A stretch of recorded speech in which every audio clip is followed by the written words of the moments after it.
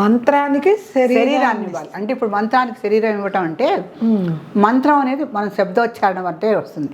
దానికి శరీరాన్ని ఎలా ఇస్తాం మనము అంటే ఒక రాగి రేకు ద్వారా, ఒక వెండి రేకు ద్వారా మనం ఆ చక్రానికి ఒక శరీరాన్ని కల్పిస్తున్నాం. అంటే మనుష్యులకి మంత్రం చెప్పడానికి శరీరం ఎలా అవసరమో శ్రీచక్రానికి కూడా శరీరం అంతే అవసరం. శ్రీచక్రం ఉంది అంటే ఎవరికి తెలుస్తుంది? శ్రీచక్రం ఏమిటో మనం చూపించాలి కదా. నవావరణలు ఉన్నాయి, పైన కొన్ని కోణాలు ఉన్నాయి, కింద కొన్ని కోణాలు ఉన్నాయి. దీంట్లో మధ్యస్థాయే నమో నమః, మహాయంత్ర మధ్యస్థాయే నమో నమః అంటే ఆ మహాయంత్రం అనేటువంటి శ్రీచక్రంలో మధ్య భాగంలో శ్రీమాత కొలువై ఉన్నది. ఇది మనం చెప్తున్నాం, నామానికి అర్థం చెప్తున్నప్పుడు మధ్య భాగంలో ఉంది శ్రీచక్రం ఉంది అంటే శ్రీచక్రం ఎట్లా ఉంటుందని భక్తుడు ఊహిస్తాడు. అందుకని దానికి ఒక శరీరాన్ని కల్పించడానికే రాగి రేకు కానీ వెండి రేకు కానీ సువర్ణం చెప్తూ వచ్చారు.